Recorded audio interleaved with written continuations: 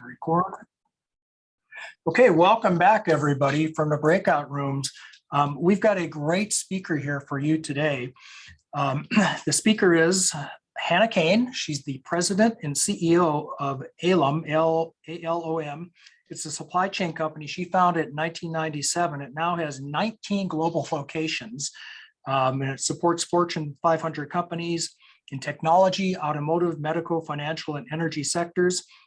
Hannah has taught at the Copenhagen Business School. She has 3 university degrees. She's a board member of the National Association of Manufacturers and WBEC Pacific, Advisory Council of Heritage Bank of Commerce, a member of the Committee of 200 for Executive Women. And if I read to you all the awards that Hannah has gotten, we wouldn't have any time for her talk. So at this point, I'm going to turn it over to Hannah Kain. So welcome, Hannah. Thank you for being here. And you can go ahead and share your screen. There we go. Okay, I hope that everybody can see my screen. And so thank you for having me and for the very kind presentation. And I looked at the audience and I saw a lot of familiar names, and some of you may have heard me speak before about supply chain. So I apologize. I have some content some of you may have been seeing before, but there should be some new content also. And what I'm going to try to do is make my remarks relatively short, such that we've got ample time for questions. And my intention today is, I know that supply chain is in the news left and right. I want to try to give you a framework that you can put the news into. So I'm not talking a lot about very current events, but I'm very happy to answer questions about current events. But hey, first, let me just give you the short spiel about ALOM and what it is we are doing. So ALOM is a global supply chain company. We're headquartered in Silicon Valley in Fremont. As Roger said, are working out of 19 locations globally. In the US, we have our headquarters in Fremont, and then we have a location in Indiana. And what we do is we essentially outsource supply chains. So corporations outsource their supply chain to us. And we are in 4 verticals: technology, medical, pharma, life sciences, automotive, and then in very regulated industries. So when I say supply chain, I always start with the framework, which is how are you doing things, doing right by labor, sustainability, ethics, diversity, of course, being in compliance, and the general community. And within that, we manage the physical supply chain. So that's everything from planning and procurement to inventory, storage, production. So we do light contract manufacturing, digital media, printing, mailing, fulfillment, freight, and of course returns. So when you think about supply chain, I bet you all of you thought first about the physical aspects of it, but there's a little bit more to it. So there's also a financial supply chain, and that makes sure that everybody is getting paid and collecting what they need to, and paying what they need to in this entire supply chain. And I know that some of you are very familiar with this. And then there's a digital supply chain, very important. It creates a visibility, but it also creates new ways of doing business globally. And so we are really combining the physical, the digital, and the financial supply chain for our customers to facilitate their business and to execute on their business globally. So enough about ALOM, let me talk about supply chain. And so a number of shifts happened, and you will see one of the big areas one of the areas that I highlighted is volume. And we're going to be talking a lot about volume, because a lot of the other things that are going on in supply chain really was something we have known for years was a problem, and it was going to come and bite us. What's new, what's very different, and that's causing all this upheaval that you're seeing is volume, the volume shift. So the supply chain uncertainty that we are experiencing now really comes from that tremendous volume shift that happened partially because of the pandemic. The other thing that we knew, and it's not, I mean, we've talked about that forever, is our infrastructure simply is not good enough. And this is especially in the US. If you go on ALOM's website, you'll see we have a blog, and I wrote about the port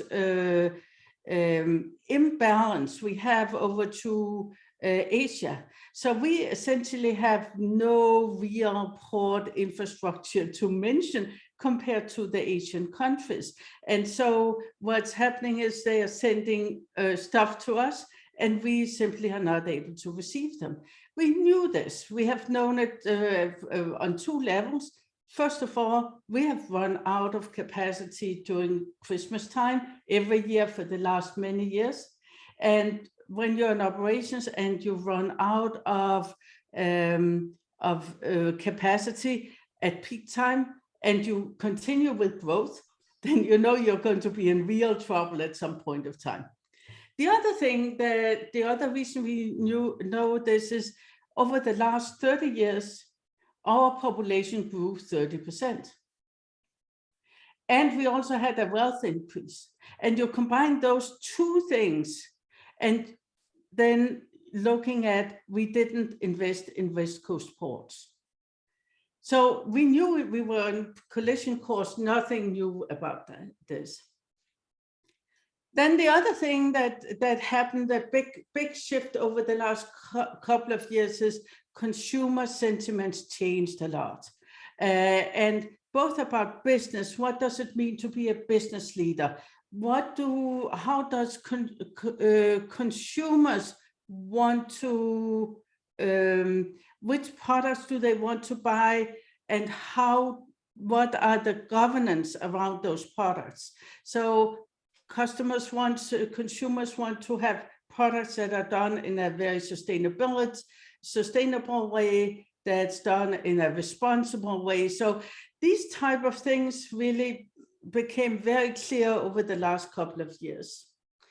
And then there's an entire complexity that we're going to talk a lot about over the next couple of slides. And finally, we have the employee sentiments about work and the entire e-commerce omni-channel shift. So these things all made everything blow up. So when you look at it over the last many years, what has happened is we have driven manufacturing costs down.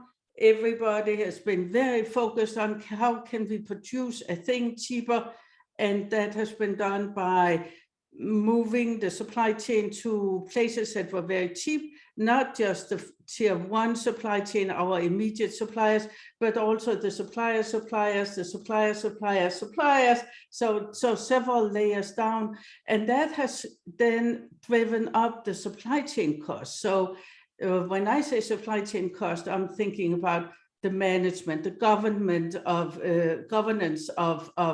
the supply chain, but also the freight, customs charges, a number of other issues around the supply chain has become very expensive. And what we're seeing now, the near sourcing trend that's starting to happen, is simply because these costs have become so high. So this is what happened during the pandemic, and we got our exploding costs. The freight went through the roof, and some of you will probably say, oh, but Hannah, isn't freight now much less expensive? And the story is no, it's not. It's actually continuing to be more expensive. Yes, but freight rates are down from Asia, but there are annual fluctuations, and they actually this year dropped much less than what they normally would at this point of time. So, so definitely freight continues to be up there. Customs and tariffs, governance, management, and the risk all went up. So lots of added considerations. So now when you know how we got into this situation, let's look at where we are at. So each time in supply chain, you add complexity and distance, you add uncertainty. And we've known this, But what's happening right now is that uncertainty becomes worse, it becomes bigger, and we insert increased risks. And that's what we are seeing as we are struggling to, for instance, get stuff out of China and into the US, is all this uncertainty just in a border crossing really gives us big issues. Add to this geopolitics, and this has become an issue, especially the last couple of years.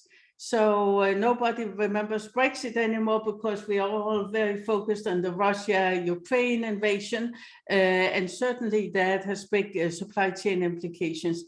But anytime there's a border dispute, anytime we have a tariff fluctuations, and certainly we've had a lot of those over the last couple of years, we have problems with fund transfer. Remember, we have the financial supply chain that goes with the physical supply chain. We've got things like prohibited parties, people we cannot ship to, lots of complexities in geopolitics. It's not getting better, it's getting worse. And then we've got the technology. So in the very old days, when you had technology, when you had a problem, you would say, okay, we have a technology solution for this. And today supply chains are so complex that is how we test the supercomputers, because it's a very complex ecosystem we have set up. And so reality is today, our systems are not able to cope with what we have. So part of when you install a system when one of your clients install a system, it's a very static system. It's based on a world model that they put into their system. But the world is changing so dynamically that the systems cannot keep up with it. So there's this very hyperdynamic nature of supply chains. Oh, now this port in China is closing down. Now we have a war in Europe, and there are people we cannot do business with. There's all of a sudden added transit times. There are tariffs, there's people who are cut off. So the model changes all the time, and the systems cannot cope with that. So we have let the complexity grow faster than the technology solutions.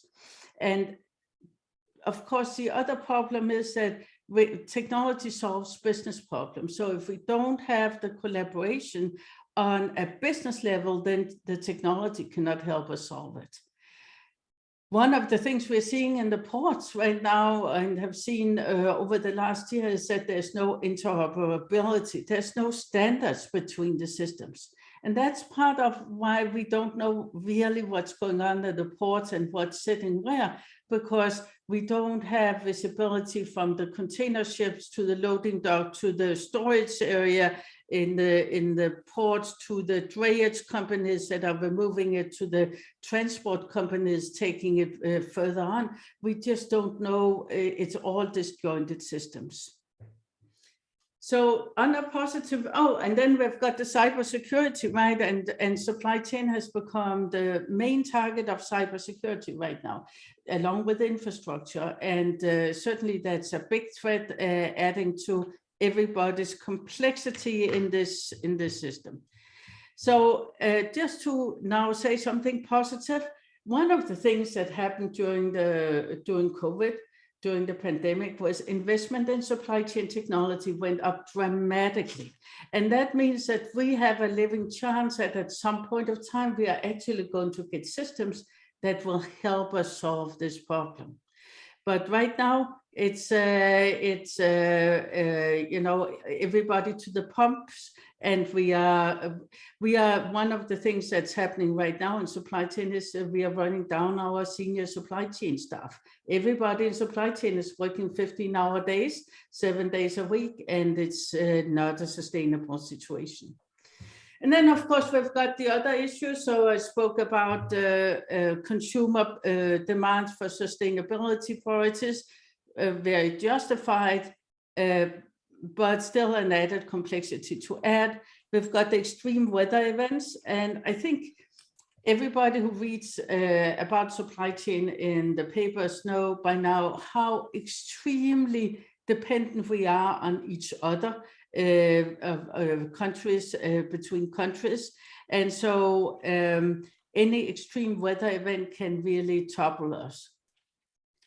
Add to that the Great Resignation. It's made it very hard for supply chain companies to really ship. We've got absences, we've got resignation, we've got untrained staff. No places is bigger than in the trucking industry. The trucking industry, again, something we've known for close to a decade, is in big trouble. Part of the problem is, of course, a general recruiting problem, but also we had an age problem in trucking. Truckers are generally getting towards a retirement age, and new young people don't want to get into trucking because they will be away from their family and lots of restrictions they don't like. And then we've got some regulations that really made it very unattractive to be in trucking, and combine that, we just don't have enough truckers. So if any of you know somebody who wants to work in trucking, I can tell you right now the finder's fee to recommend a trucker is $5,000. So that tells you how tight that labor market is. And then, of course, the infrastructure deficit, we already spoke about that. And I'm really excited that we are getting our infrastructure bill and we're getting the money. First of all, we are in California and I live in California, so I can say this. We know that even if we get the funds right now, it's probably going to be 10 years before anything is built. So, you know, it will be out in the future.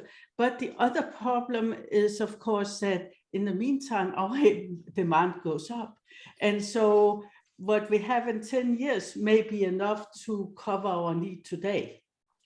But is it going to be enough to cover our needs in 10 years? I'm not so sure about that. So a number of issues really playing in. So if you want to take one thing away from today, it is many people are thinking, oh, this is a question about COVID and pandemic, and supply chain is going back to normal once the pandemic is over. And I want to say not so. That's not how this works. So what I did, because I see the misperception out there, I took and I looked at how severe are the different things that supply chain professionals are struggling with now. And I did a severity scale with up to 10, where 10 is the worst and 1 is the lightest. And so this is just numbers I have assigned based on my experience in the market. And of course, I'm ending with the semiconductor crisis. Everybody is impacted by it because it impacts the equipment we're using as well. But of course, the semiconductor crisis will impact some much more than this. So this is just a nice average. And then I'm looking at, is this getting better or worse? Right? So green means it's getting better. Red means it's actually getting worse. Blue means I don't really know what's going on. So, and then I thought, okay, when is this going to be resolved? And you can kind of see my guesses. And again, this is just me sitting with a dartboard. I like to think I have a pretty accurate dartboard, but it's still a dartboard. And so, I don't think it's going to get better so very soon. I think we are in for some things getting a little bit better within the next year or two, and some things getting worse. And I think we are in for a 10-year, really tough journey until we get our infrastructure better up and running, we get more technology in. I think the next 10 years are going to be really, really challenging in supply chain. I'll just stop for a second there. If anybody has got questions, then I'm happy to entertain them. Yeah, so Hannah, thanks. That looks really depressing. But the one thing, there's so much to talk about here, but one thing that you mentioned, cybersecurity, And, I heard the president last week say we should brace ourselves for another round of cyber attacks in the US. And I have this, I guess, just anecdotal perception that it's getting harder to do financial transactions because of that. There's more barriers. That sounds to me like that could be a really big one. What is your view on cybersecurity, cyber threats, and how big an impediment that's going to be to all of your green boxes on your chart? I think it's going to impact all businesses, but supply chain is being targeted for a number of reasons. First of all, supply chain is right now teetering at the end of the side of the abyss. So it doesn't take a lot for supply chains to now go totally out of whack. And so that makes it very attractive, right? And the other thing is that supply chain, by definition, has a lot of trading partners. And each time you have trading partners and connectivity, you run bigger risks. So there's been some very big attacks on supply chain companies over the last years, and certainly accelerating. And I do see that as a major threat. And of course, it's a big distraction here as we are trying to make these systems work. So I'm just as concerned about infrastructure, because none of us are having a good day when we don't have power, right? And if it's a week, we definitely don't have a good week. And if it's a month, we are in deep trouble, right? So we can talk about our supply chains, but without power or water, we are all in deep trouble. So definitely cybersecurity has the potential to be a big disruptor. Now, if we look at it at a very big macro scale, of course, long term, we should be able to recover from those type of things. But in terms of ease of supply chain, it's definitely a problem. Any other questions from the group before Hannah continues? Okay. So, and again, I know that there's a lot of copy on this, so feel free to reach out afterwards if you have any questions to that. And I think I've got a couple of acronyms on there. Here, I think everybody knows ESG, which is environmental social governance. FMC, that's a Federal Maritime Commission. The Federal Maritime Commission actually did something good. Most of the rules governing supply chain are about 50 to 100 years old. But the FMC actually are trying to set a standard to get our port systems to talk together. So fantastic initiative. So if you have the takeaways here from is it's a chronic condition. Chronic condition doesn't mean it doesn't get better, but for now it's a condition we've got to work with for a number of years. So of course, I always encourage advocacy from business leaders. We need new standards. We need regulations that are workable.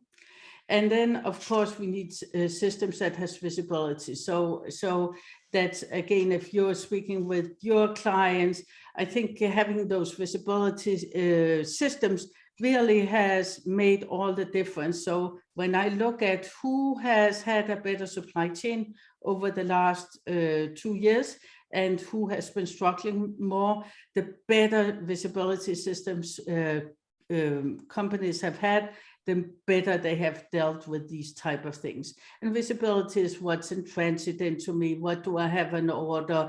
Which country do I have it on order with, and stuff. Then, of course, we need to all adjust the behavior for de-risking and resiliency. And what that means is when we look at, for instance, our suppliers, we need to have a different relationship with our suppliers, and we need to understand what's going on below our tier one. So companies right now do this thing where they say, oh, then we need 2 suppliers for each for each part we are producing. So then they go and they put on two different suppliers. But hey, it turns out that both of those two suppliers buy the same component from the same other company, right? So now all of a sudden they have one single point of failure, one level down in the supply chain. And so we need to think very much about what does de-risking mean. So de-risking could also mean near sourcing, right? And near sourcing has been talked about a lot as, okay, this is the panacea. As long as we do near sourcing, we are good. And I'm a big proponent of near sourcing. I think the closer we can get to the market could be US or it could be China, it could be wherever else we're selling product. The closer we're getting to the market, the less risk we have in the supply chain. It may also be more sustainable. However, bear in mind that it's not without risk, because again, our suppliers have suppliers and they have suppliers. So we still need to get everything in, right? So you're all sitting and looking at a camera right now, and the components for that camera have at least passed borders 30 times. And so the risk in a supply chain like that is just very high. So can we think about, okay, how do we de-risk that supply chain? So that brings me to the next point, which is simplification may be a thing that's worth paying for. And that's a new thinking nobody has been thinking about. Oh, maybe just getting a supply chain that's easier to manage and easier to look at, not so many border crossings and stuff. That may be a thing in itself that's worth paying for. So I think worth considering for a supply chains organization. Then, of course, we're seeing more demand shifts right now. And I think this is a trend that we cannot underestimate.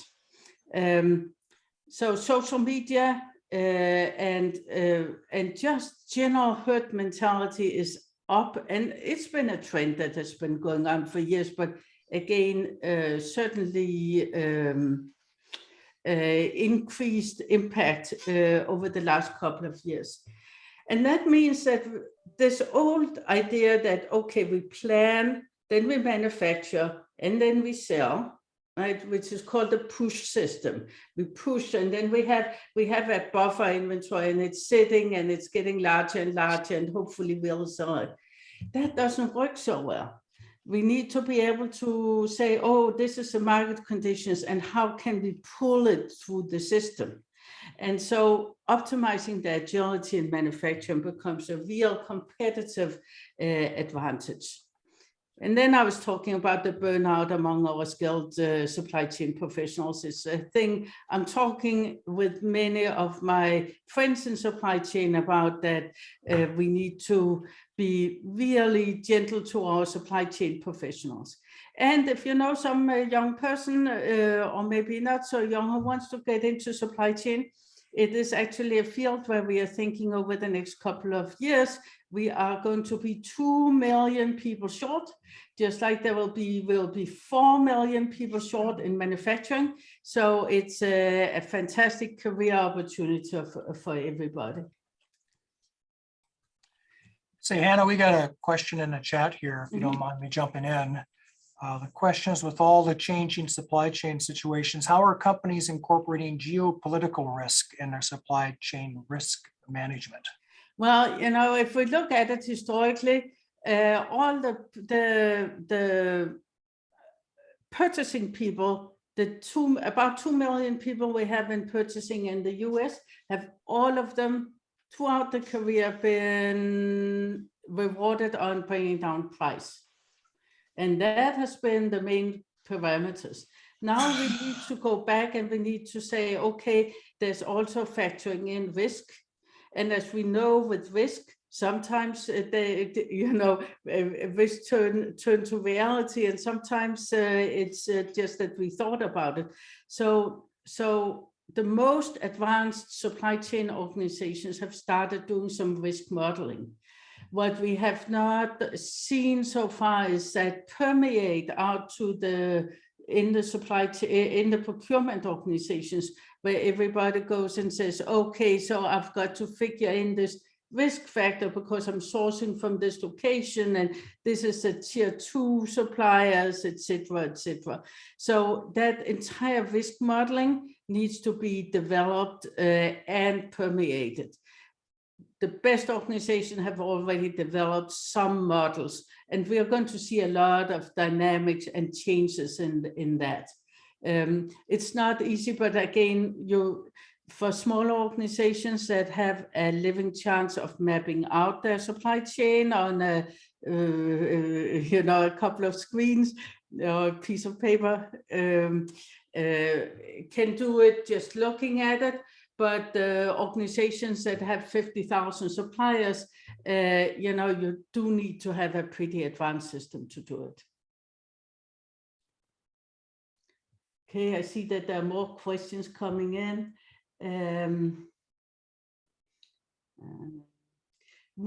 Somebody's asking, what sort of experience training is needed in the lower level supply chain employees?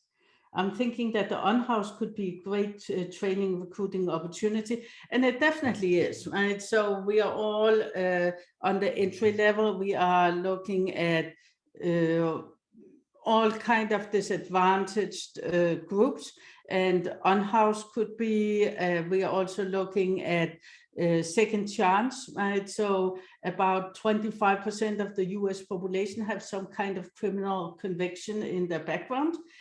So how do we give them a second chance? And this is an opportunity for that. And of course, all kind of diverse neighborhoods. And finally, the veterans and the veteran spouses are big recruiting grounds. So lots of opportunities there. In terms of, you can start doing simple assembly work, or you can start in customer service or a number of other places, depending on personality. So lots of opportunities there. So where can I go and explore training opportunities? Hannah, let's pause on that for a second, because you mentioned a great resignation, and I think that's a real thing. And I thought it would go away. I thought it was because of all the COVID money. But if you've been in an airport lately, you know that there's not enough flights. And if you've been in a casino lately, as I have been, you'll know there's not enough dealers. It just seems that there's not enough people.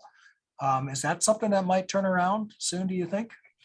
I think there are two chunks we need to look at. I do think that there's some that's pandemic related, and so if you're thinking about the reality of employees' lives, our employees are all sitting in the sandwich generation.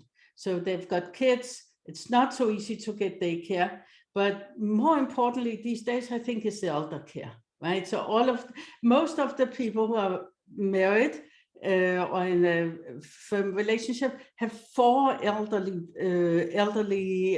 people in their lives, and one of them gets Alzheimer's. What are they going to do? Right? So I think that that entire care system has shrunk to a level that's really impacting our employees. There are other pandemic things that are issues for them. So I think some of it is pandemic related. Then there's the other aspect, which is re-evaluating your life. How do I really, what's fulfilling for me? And for many years, many people laughed at the millennials. When they come to work, they start each day thinking about, is this a day where I want to go to work or not? And then they didn't feel like it, they would ghost you and all those type of things. And I think what's happening now is more people are getting into that thinking. Is this really something I want to do? It puts much more burden on the leadership.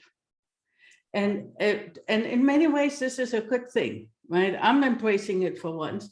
So everybody wants to work in a place that's fair, where you're getting fairly compensated, where you feel valued. But more importantly, the most important thing is, I think, the leadership, making it about the mission, about what we're doing together, and of course having an inclusive culture where people feel part of the team. So I think the leadership requirements have gone up during the last several years, and I don't think that's going away. Are we going to have a shortage of labor for the foreseeable future? I think so. Because I don't think that the COVID-driven shortages are going away. And I think that people are really making life choices. Not necessarily a bad thing, but it's going to impact us. Okay. Hey, Hannah, we're kind of getting towards the end of the time, so I think we'll take one more question here. And somebody asked whether globalization is dead. It's fun. That's a fun question. There was an article in the Harvard Business Review about that last week. A very good article by a supply chain professor there. And so I don't think it's dead, but I think many people are rethinking the entire supply chain. But hey, we have so sophisticated products that need raw material from all over the world that the global supply chain is not going to go away. Can we shrink it a little bit? Can we rethink what's really necessary, or what was just driven by the last penny we wanted to save? Absolutely. So maybe I can just sum up here, because I think now we talked about the big shift in personnel. I think that we are going from a world where, I think we're going from a world where the very most difficult thing was selling things. And right now, selling things is not so different. It's difficult. It's the delivery that's difficult. So thinking about, sales is the easy part, now comes the delivery. And some of you have lived through that also when we had the big e-commerce boom in Silicon Valley, right? That shift. Everything was customer driven in the old world. Now it's more collaboration. Right? You need to get the suppliers in, you need to get the employees in, you need to think about all the stakeholders, not just the customers. We're going from where price was paramount to price being one of several parameters, some of those being sustainability, etc. And then in the old world, it was, okay, can you produce and deliver? And now there's very much around, how do you produce? How do you deliver? And are you doing that in a responsible manner? So I think those are some of the big shifts I'm seeing in business, not only supply chain related, but just in general. Okay. All right. Well, with that, I want to thank you, Hannah. I know we only got through about half your slides, but that was a ton of information. Really appreciate you being here. Thank you, attendees. And by the way, one last question, Hannah, if someone wants to learn more, how do they get a hold of you? Well, I actually, if you want the slides, reach out to my assistant, Julia Toy. I'm going to put that in her address in right now. And you feel free to reach out to me also if there's anything I can do for you. And I just put my email in the. Okay. And we'll drop the slides in the Dropbox as well for everybody. Okay, well, thank you again, Hannah, for being here. Really interesting discussion. Thank you. All right. Okay. Thanks for having me. Bye-bye. Okay, and that concludes our meeting of the Silicon Valley M&A Affinity Group. We will see you all in April. Good meeting.